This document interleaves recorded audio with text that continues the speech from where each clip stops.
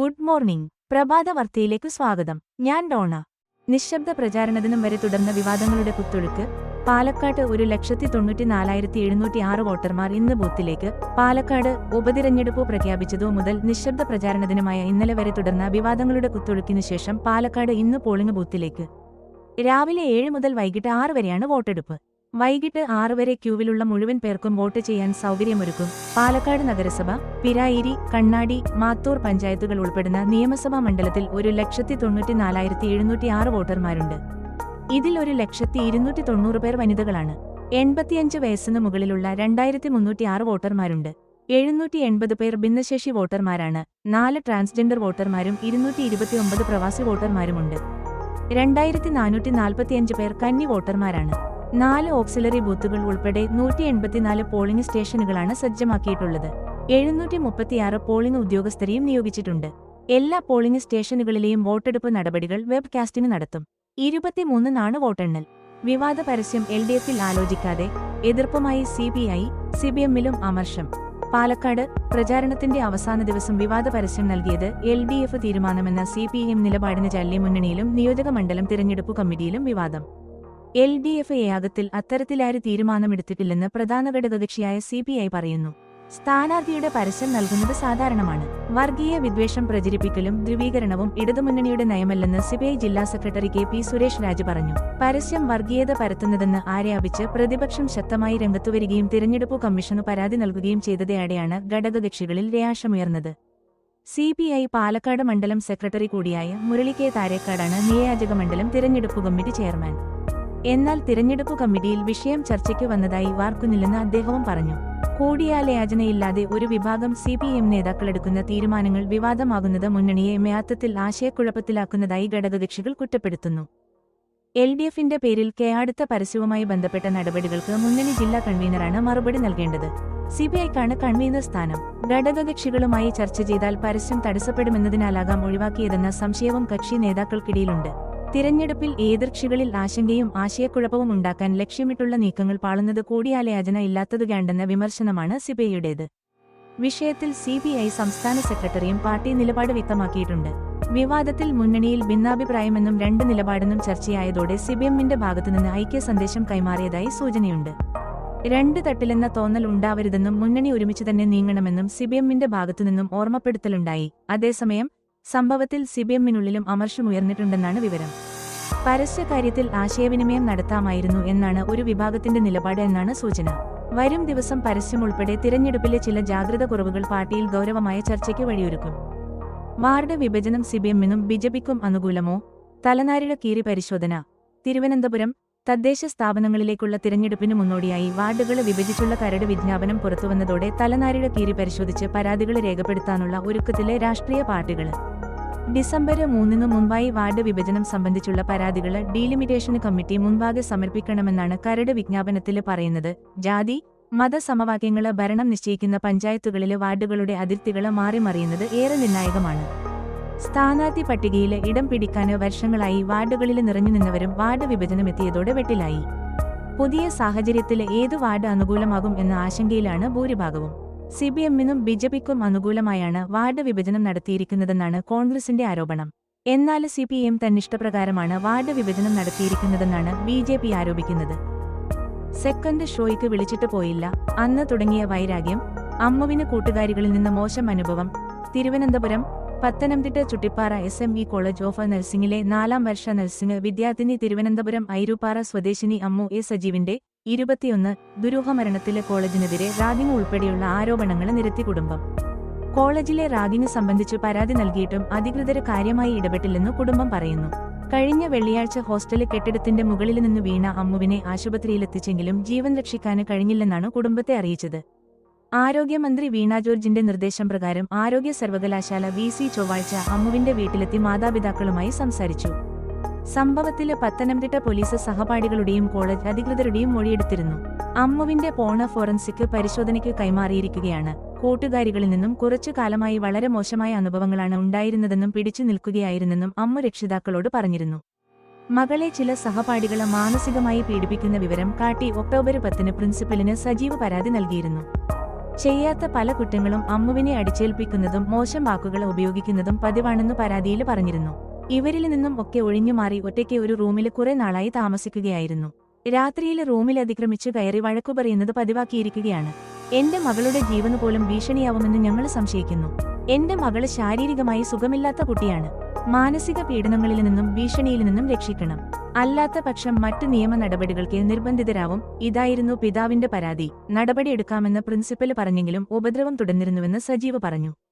ഇക്കാര്യങ്ങൾ ചൂണ്ടിക്കാട്ടി വീണ്ടും 27-ന് പരാതി നൽകിയിരുന്നു. മകളുടെ മുറിയിൽ അതിക്രമിച്ചു കയറി ബാഗ് പരിശോധിച്ചെന്നും ഉപദ്രവിച്ചുവെന്നും പരാതിയിൽ വ്യക്തമാക്കിയിരുന്നു. മകള് വളരെയേറെ മാനസിക ബുദ്ധിമുട്ടിലാണെന്നും അവൾക്ക് ഇതുകാരണം എന്തെങ്കിലും ബുദ്ധിമുട്ടുണ്ടായാല് പൂർണ്ണ ഉത്തരവാദികള് മേൽപ്പറഞ്ഞ കുട്ടികള് മാത്രമായിരിക്കുമെന്നും സജീവ് പരാതിയിൽ ചൂണ്ടിക്കാട്ടി. ഈ പരാതിയിന്മേല് കഴിഞ്ഞ ബുധനാഴ്ച മീറ്റിംഗ് വിളിച്ചെങ്കിലും സജീവിന് സുഖമില്ലാത്തതിനാല് തിങ്കളാഴ്ചത്തേക്ക് മാറ്റുകയായിരുന്നു. സെക്കൻഡ് ഷോ സിനിമയ്ക്ക് കൂട്ടുകാരികളെ വിളിച്ചെങ്കിലും അമ്മ പോയില്ലെന്നും അന്നു മുതലാണ് മറ്റുള്ളവർക്ക് വൈരാഗ്യം വന്നതെന്നും കുടുംബം പറയുന്നു. ശുചിമുറിയിലേക്ക് കൂട്ടിക്കൊണ്ടുപോയി മർദ്ദിക്കാന് ശ്രമിക്കുന്നതിനിടെ ഭയന്ന അമ്മു ക്ലാസ് മുറിയിലേക്ക് ഓയിട്ടി രക്ഷപ്പെട്ട സംഭവമുണ്ട്. ഈ വിവരം അമ്മ രക്ഷിതാക്കളെ അറിയിച്ചിരുന്നു. അമ്മുവിനെ ചികിത്സിച്ച പത്തനംതിട്ട ജനറൽ ആശുപത്രിയില് വലിയ വീഴ്ചയുണ്ടെന്നും കുടുംബം ആരോപിക്കുന്നു. അമ്മു സ്റ്റെപ്പിൽ നിന്ന് വീണെന്നാണ് അധികൃതർ ആദ്യം പറഞ്ഞത്. തിരുവല്ലയില് വലിയ ആശുപത്രികളുണ്ടായിട്ടും മകളെ അവിടേക്കോ കോട്ടയം മെഡിക്കൽ കോളേജിലേക്കോ മാറ്റാതെ തിരുവനന്തപുരം മെഡിക്കൽ കോളേജിലേക്ക് മാറ്റാൻ തീരുമാനിച്ചത് ദുരൂഹമാണ്. കുട്ടിയുടെ ആരോഗ്യനിലയെക്കുറിച്ചു കുടുംബാംഗങ്ങളെക്കാൾ അറിയുക ഡോക്ടർമാർക്കും കോളേജ് അധികൃതർക്കുമാണെന്നിരിക്കെ ചികിത്സ ഉറപ്പാക്കാന് എന്തുകൊണ്ട് അവര് മുന്നിട്ടിറങ്ങിയില്ലെന്നും സജീവും അമ്മുവിന്റെ അമ്മ രാധാമണിയും ചോദിക്കുന്നു. രോഗിയുടെ ഗുരുതരാവസ്ഥ പരിഗണിച്ചു അടിയന്തര ചികിത്സ ലഭ്യമാക്കേണ്ട സ്ഥാനത്ത് IV ലൈന് പോലുമില്ലാതെ കിലോമീറ്ററുകളോളം ആംബുലൻസിൽ കൊണ്ടുവന്നത് ആര് പറഞ്ഞിട്ടാണ്? തുടയെല്ലിന് പൊട്ടലുണ്ടെങ്കിൽ അതിന് ചെയ്യേണ്ട പ്രാഥമിക ചികിത്സ പോലും നൽകാതെയാണോ മകളെ പത്തനംതിട്ടയിൽ നിന്ന് മാറ്റിയത്? 3 എക്സ്റേ എടുക്കാൻ എന്തിനാണ് 3 മണിക്കൂറെന്നും അമ്മ രാധാമണി ചോദിക്കുന്നു. കഴിഞ്ഞ വെള്ളിയാഴ്ച വിളിക്കാതിരുന്നതിനാലാണ് അങ്ങോട്ട് വിളിച്ചതെന്ന് രാധാമണി പോലീസിനോട് പറഞ്ഞു. ഫോണെടുക്കാത്തതിനാല് വാർഡനെ വിളിച്ചു. ആദ്യം എടുത്തില്ല. തുടരെ വിളിച്ചപ്പോൾ ഫോണെടുത്തു. അമ്മ തുണി എടുക്കാന് പോകുന്നതിനിടെ കാല് തെന്നി വീണെന്നറിയിച്ചു.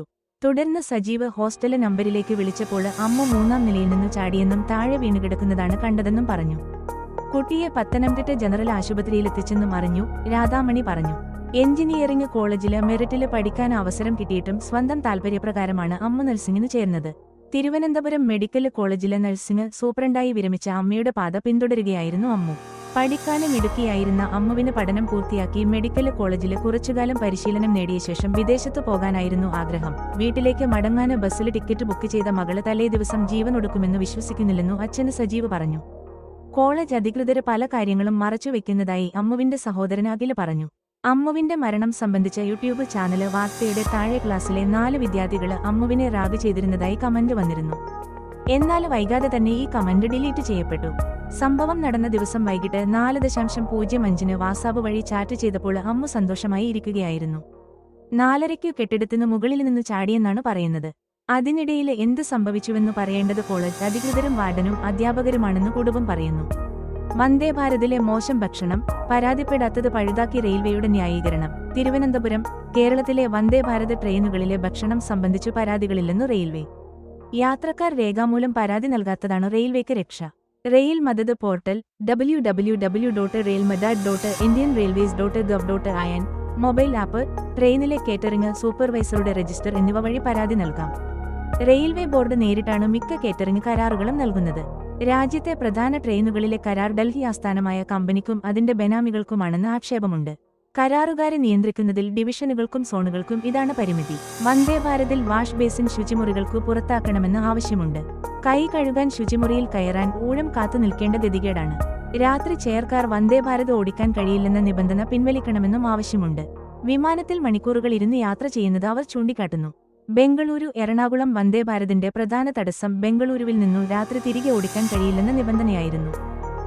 ടീം അർജന്റീന കേരളത്തിലേക്ക് വരുന്നു. തിരുവനന്തപുരം കേരളത്തിലെ ഫുട്ബോൾ ആരാധകർക്ക് ഏറെ ആവേശം നൽകുന്ന പ്രഖ്യാപനം ഇന്നുണ്ടാകുമെന്ന് റിപ്പോർട്ട്. കേരളത്തിലേക്ക് 2 സൗഹൃദ മത്സരം നടത്താന് തീരുമാനിച്ചതായും ഇതുമായി ബന്ധപ്പെട്ട് അർജന്റീന ഫുട്ബോൾ അസോസിയേഷന് അംഗീകാരം നൽകിയെന്നും ഇന്ത്യന് ഫുട്ബോൾ അസോസിയേഷന്റെ ആവശ്യം അംഗീകരിക്കപ്പെട്ടുവെന്നുമാണ് റിപ്പോർട്ട്. മെസ്സിയടക്കമുള്ള താരങ്ങളെ ടീമിനൊപ്പം ഉണ്ടാകുമെന്നും ഇതിനായി ആവശ്യമുള്ള വമ്പിച്ച തുക സ്പോൺസർമാര് മുഖേന കണ്ടെത്തുമെന്നും ബന്ധപ്പെട്ടവരെ അറിയിച്ചു. അർജന്റീന ടീമും ഏഷ്യയിലെ പ്രമുഖ ടീമുമായുള്ള മത്സരമായിരിക്കും നടക്കുക. ഏകദേശം 100 കോടിയുടെ ചെലവ് ഇതിന് പ്രതീക്ഷിക്കുന്നുണ്ട്. സംസ്ഥാന കായിക മന്ത്രി വി. അബ്ദുറഹ്മാന് ഈ വിഷയത്തില് വലിയ ഇടപെടൽ നടത്തിയിരുന്നു. നിലവിലെ ഈ മത്സരങ്ങൾക്കുള്ള സ്പോൺസർമാരെ കണ്ടെത്തിയിട്ടുണ്ട്. മെസ്സിയെയും സംഘത്തെയും കേരളത്തിലേക്കു ക്ഷണിച്ച് നേരത്തെ സംസ്ഥാന കായിക മന്ത്രാലയം അർജന്റീന ഫുട്ബോൾ അസോസിയേഷനു കഥയച്ചിരുന്നു. അതിന് മറുപടിയായാണ് ക്ഷണം സ്വീകരിച്ചുകൊണ്ടുള്ള ഈ മെയിൽ സന്ദേശം ലഭിച്ചത്. സംസ്ഥാനത്ത് അർജന്റീന ദേശീയ ഫുട്ബോൾ ടീം 2 മത്സരങ്ങൾ കളിക്കുമെന്നും അതില് 1 മലപ്പുറത്ത് പുതുതായി നിർമ്മിക്കുന്ന സ്റ്റേഡിയത്തിലായിരിക്കുമെന്നും മന്ത്രി വ്യക്തമാക്കുകയും ചെയ്തിരുന്നു. 2 മത്സരങ്ങൾക്ക് അർജന്റീന ഫുട്ബോൾ അസോസിയേഷന് തയ്യാറാണ്. നിലവിലെ കൊച്ചിയിലെ സ്റ്റേഡിയം മാത്രമാണ് ഉള്ളത്. അതിനാൽ 2025 മലപ്പുറത്തെ ഫുട്ബോൾ സ്റ്റേഡിയത്തിന്റെ പണി പൂർത്തിയാക്കി അവിടെ ഒരു മത്സരം നടത്താനാണ് ശ്രമിക്കുന്നത്. മുൻ പ്രധാനമന്ത്രി ഇന്ദിരാഗാന്ധിയുടെ ജന്മദിനം മണ്ഡലം കോൺഗ്രസ് കമ്മിറ്റി സമുചിതമായി ആചരിച്ചു.